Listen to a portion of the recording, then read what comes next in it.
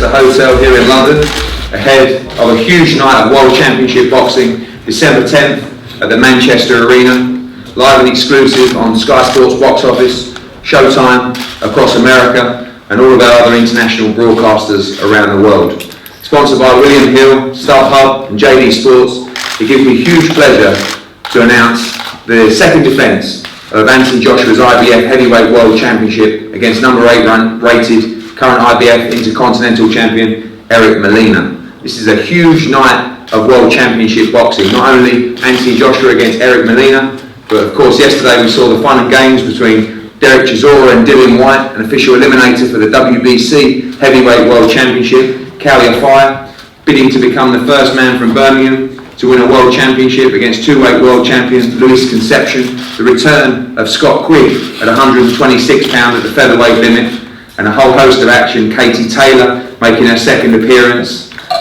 Luis Ortiz, the heavyweight as well, and a fantastic British light heavyweight championship fight between Frank Buglioni and champion Jose Burton. We're going to talk more on the fight shortly and hear from all the members across the table, but for right now, we're going to go from Andy Burton, Sky Sports News, for some live questions. Yeah, gentlemen, we are live on Sky Sports News HQ today, so just a reminder to keep the language in check, which I'm sure won't be a problem from both of you guys. Anthony, it's the first time that we've seen you in the ring, as Eddie just said, since that defence against Dominic Brazil. So you've had a good break. Relatively speaking, it's a long break for you in terms of inactivity. Do you come into this refreshed, or is there a danger that you're perhaps a little rusty? I wouldn't say rusty. I'd definitely say, I'm not going to say camp is smooth, I've had the greatest camp ever, but it's always tough. It's always, exhausting on the body, but a break is needed. I live in the gym. That's what I've been doing since I was 18, and I haven't taken my foot off the gas pedal. So I wouldn't say it's rusty because I've learned how to fight. I've developed that ring craft now.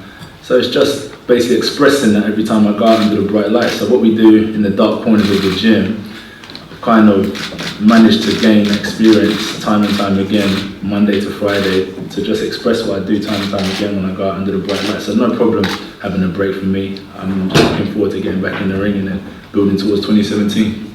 In terms of schedule and the camp, I guess camp started before your opponent was confirmed, and obviously there was so much talk about Klitschko being a possible opponent for December 10th. Was it in any way unsettling that at the beginning of camp you didn't know what you were preparing for?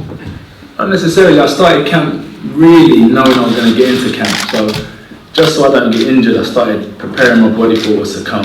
So that was the initial start of camp. And then I started training ahead of schedule, preparing. And I don't even really want to mention Klitschko too much at the minute. I'm just not a relevant opponent. I've got Eric Molina, who's going to be across the room from me December 10th, who's a tough competitor. When I look at it, I think he was the toughest out of the few, so I thought that's a good challenge for myself. And that's the man I've got to focus on. So I always knew I'd have someone who's game. And right now we're competing for a championship belt, so I think everyone's going to up their levels by 50 to 60%. So the people I've seen and watched time and time again are the people I'm going to face. So I have to put Klitschko or David Price or whoever was in the pecking order aside and focus on what's in front of me. And obviously what would have been the dangers had you not done that? What, focus on what's in front of me? Yeah. You'll only find out December the 10th. Everyone's going to train and do and try and reach their potential in training camp, but you only find out, come fight night, but there's nowhere to hide on that night. So everything that you've been thinking and been preparing for will be revealed come fight night. So I could only tell you what effect that would have had on me after the fight. And it doesn't have any impact on your motivation for this fight, the fact that it's Eric rather than Klitschko? No way, because I'm not gonna, let's say for instance, Klitschko has a jab that stands a couple inches away from his face, and I'm going to wait to counter punch Klitschko. I'll be waiting all night for that. So I just train as if I'm going to win. I train because I enjoy it, and I train because it's what I do really. So if I was fighting Klitschko or Molina, I have the same ambition, and that's to win. What did you make of Eric's performance against Deontay Wilder? He survived 3 knockdowns, showed great heart, courage and determination before ultimately losing. What did you take from watching that? I think that's why he's here now really. Great fighter, it takes massive courage to step into that ring, and I think Deontay Wilder is supposed to be known as like a one-punch knockout artist, and he stood up to a lot of his punches. So it shows that this man's here to try and push the champions to their limits and try and take what they've worked hard for. What's in store for Eric in Manchester on December 10th? Potentially the usual. yeah, combinations and a good night of boxing. Eric, welcome to London, welcome to England. Big night on December 10th. Anthony's opponents usually come to these press conferences, but also these fights with a dream. They end up on their back. Why will that not happen to you? Well, first of all, I want to thank everybody for coming out here.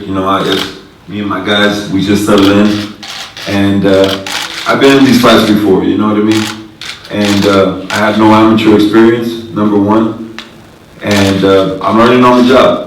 But one thing you can look at the job I've been doing, and it's been getting better every fight. This Deontay Wilder fight, I fought 5 rounds. I don't know if Anthony knows, I fought 5 rounds with a busted ankle. So everything you saw in that fight was done on one ankle. So, that's the type of fight that I'm coming in to give this young man here. I'm gonna fight with everything that I got. If I'm hurt, if I'm conscious, I'm coming to fight. And I know that I could win the fight with one punch at any given moment. And that's the heavyweight game. That's why we're all here. That's why you guys are so excited about this young man. Because it's the heavyweight division and anything could happen in any second. Anthony Joshua knocks people out, he hurts people. Are you not taking a massive risk with your own personal safety, learning on the job against a guy with his punch power? That's part of the heavyweight game, When you look up and down the lineup, you look up and down the IBF rankings, I knew this fight was coming my way because I know nobody wants to fight this guy. Let's be real here. All you guys, you guys want to call Klitschko, you guys want to call these other guys. They don't want to fight him.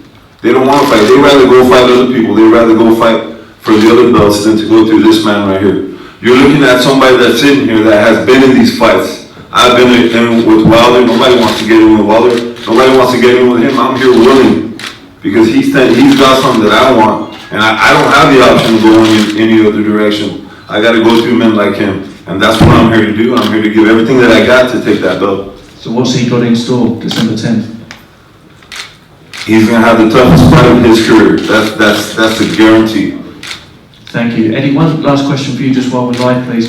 Can you confirm, is it right that Klitschko is planning or possibly going to come to Manchester on December 10th? Is he going to be there? Yeah, he'll be ringside. I mean, away from the focus of these guys, I think it's disrespectful to talk about Klitschko when Anthony's got to come for Eric Molina, and it's wrong to talk about Klitschko when Anthony Joshua's got, I believe, the toughest fight of his career to date on December the 10th. Klitschko will be there, we'll work behind the scenes, and of course we've got a plan for Anthony Joshua's future beyond Eric Molina, but he's got the toughest job to do, which is to be triumphant on December the 10th. Gentlemen, thank you.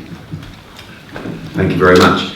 Now we're going to pass over, as always, our exclusive broadcast partners, Sky Sports, do such a fantastic job. They give us the platform to grow UK talent. In a couple of weeks' time, we've got the debut of Katie Taylor on November the 26th at Wembley Arena. I'm so excited about that. And next week, we promote our first international show in Monaco with a fantastic card. Luis Ortiz against Malik Scott, Martin Murray against Dmitry Chudinov, Jamie McDonald defending his world crown against Liborio Solis, and a fantastic fight between the world champion Jason Sosa and Stephen Smith. We wouldn't be able to do this without the support of Sky Sports, and I'm going to pass over to Head of Boxing, Adam Smith.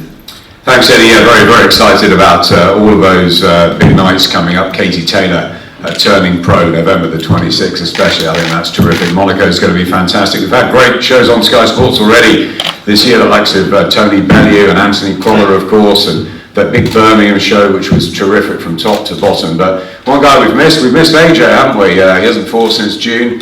It's the longest time out as a pro. I know he's been itching to get back in the ring, and we want to see him defending his IBF title against a real tough guy in Eric Molina. We watched that Deontay Wilder fight. I think people thought Deontay Wilder would deal with him really quickly. It didn't happen. He goes to Poland, he beats Thomas Adamek, he shows he can travel, and I like his attitude here. He's coming, he's got a prize, he wants that title, and he's going to try and give Joshua the biggest and toughest fight of his life, and that's great to see. I think it's going to be a really exciting one on December the 10th. Obviously it's a stacked card. Dylan White and Derek Chisora, they love each other, don't they? We've got that. We've got Caliafai going for a world title. I believe in Caliafai. I think he's a terrific talent.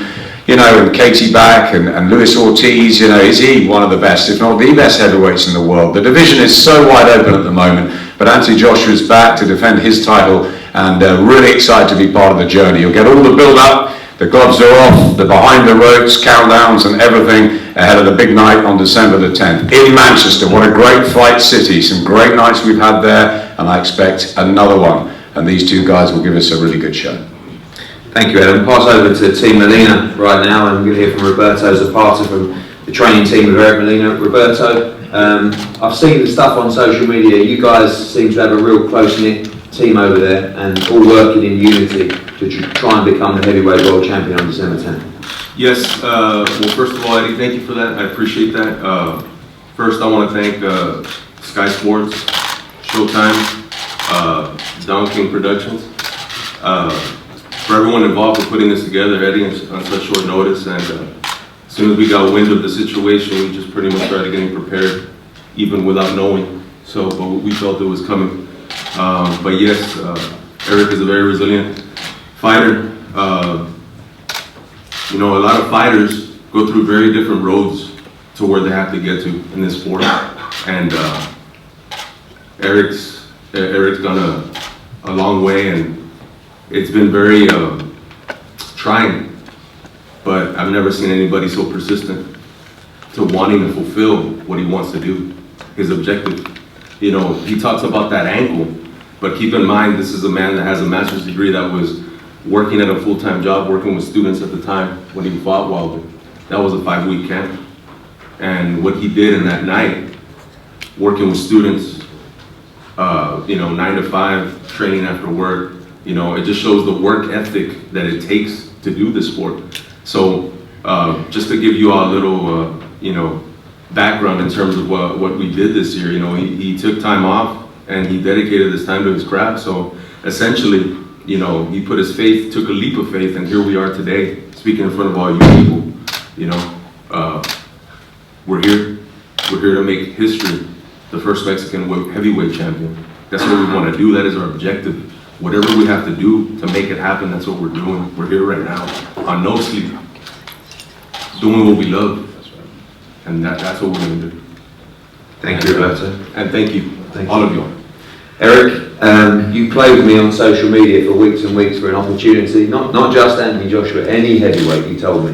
Anyone who wants it on December 10th. Luis Ortiz, David Price, Dillian White, it doesn't matter. Anthony Joshua, of course, was the #1 goal. How hungry are you for this? How hungry are you to become, like Roberto said, the first Mexican heavyweight world champion? I mean, definitely the momentum from the Adamek fight, you know, going into Poland and knocking out Tomasz Adamek, which had never been done, never been put on his back for 10 seconds. We had a lot of momentum, and I felt it was time to take some time off from work and put 100% in, put everything that I had into this. And you know, when we finally signed to fight Joshua, you know, a lot of people were like, "Hey, man, you worried about going to fight him over there? You worried about this?" And you know, in this sport, you worry about other things, or I worry about other things. To go a year without a chance, without a big fight. So you know, I was on Eddie. Hey, I want a big fight. Didn't matter who. It didn't matter who. Didn't matter where. Didn't matter what time. I was ready to fight, and I was ready to come and bring everything that I got and continue the momentum. Just so happened that, you know, fighters didn't want to do with it what they didn't want to take certain fights, and you know, the fight comes my way. I'm thankful, and you know, we're ready to go. I know you feel you've justified your shot at the title. Obviously, a great performance against Wilder, a big win against Adamek. And I know the other people that were put into the pot for the fight, you were quick to poo-poo them and say, no, I'm the guy that should be next. Yeah, back at home, you know, people know me as a certain type of fighter. They know me for one thing that since the first day of my career, I lost in the first round. I want to just let the people here know something right here. What the back of my shirt says.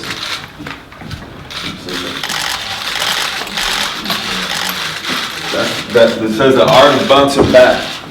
Okay, it's not just words. In this game, boxing is the most brutal sport when it comes to bouncing back. Once you lose, everybody's gone. They're all gone from your side. In this game, you know, it's more than to say, hey, I'm gonna bounce back There's some fighters out here, you know, that want to bounce back, that want to say they want certain fights. Put yourself in a spot to do it. I put myself in a fight with Wilder. I put myself in a fight in Poland against Adamek in his country to bounce back and show the world who I am. You know, in this game, I tell fighters, you know what, get out there and prove yourself. Show what you can do, and then call out certain fighters. And you know, I just feel like the fighter like me, with working with Don King and working with a lot of low-key people, now, I mean, Don doesn't really do many shows. I don't have an easy road to get here. I got to do it the hard way. So, you know, I feel like I earned my ticket here. Thank you, Eric. It sounds like you're going to give every ounce of your heart and soul on December 10th. For sure. Yeah, good man. Anthony, I think it's good to come face to face with Eric Molina and realise you got a real job on December 10th against a very, very hungry man. Perhaps the hungriest man you may have fought so far in your career. Yeah, most definitely. Especially at the stage right now, with what's at stake, especially in this, like you said, with Sky Sports and everyone here supporting and giving us massive attention, it's a good chance to show what you're capable of as well. I think, I don't want to talk about my story as such and where I've come from and everything, but I'm here and I don't play games. I'm serious about what I do and I'm serious about moving forward. And it's hard because sometimes I don't come here with a script. You know, what I can do is speak from the heart, and I just look forward to just competing and showing what I'm capable of, and that's what it comes down to. And the best man will walk away. And I said it before, whatever Eric's destiny is will be shown December 10th. If his destiny is to become the heavyweight champion, so be it. My destiny is to continue on the route I am, on a dominant performance, and that's just how it goes in my head. So I wish him and his team the best of luck, and I appreciate everyone out here supporting him. From the top to the bottom of the show, you know, the whole undercard will be an explosive night of boxing. Obviously, the heavyweight world has been blown apart in the last probably 4 to 6 weeks. So much has been going on, and I've tried to keep you in the loop, but a lot of it has been happening behind closed doors. But really, you're a fighter that you don't even really want to know about it. You just stick in the gym and you know, you get the call and the team will decide, and you're quite happy doing your own thing and letting the whole path unfold in front of you naturally. Yeah, like, there's no one, I don't really get involved in other people's issues and business and what people have got to say, because it wasn't so long ago when no one cared what I was doing anyway. So that's why I don't really have to prove myself to anyone except for myself. So I don't really entertain much else than what me and my circle have got going on and what we're trying to achieve. And yeah, so there's so much going on. The division's been blown wide open, but people have been saying that since 2011, 2012. You know, the division's wide open, and they'll forever sing that until you said a true dominant force like the days of Tyson's and Holyfield's come back and they like the division. And it's not so much about the name brands and the hype. I think it's about people like Eric that are saying they're coming with 100% heart. It's not about hype. You know, this is a gladiatorial sport, and we come together and pop. And you know, recently there's people that have been brain damaged and passed away in the ring, so put our lives on the line. So forget the hype. We're coming together and we're just trying to bring boxing back to where it was. And finally, away from the Lions Den, as it's called at the O2, up to Manchester. Incredible pre-sales, sold out yesterday within 11 minutes. The general sale today, I think we sold 15,000 tickets in just 5 minutes.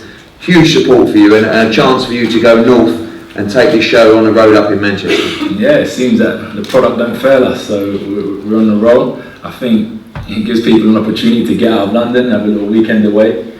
Manchester's a beautiful place, and I think it should be good. I think it should be entertaining, but I'm there to provide entertainment, so I've got a job at hand first and foremost before I start celebrating. But yeah, that's going to stay focused in the meantime.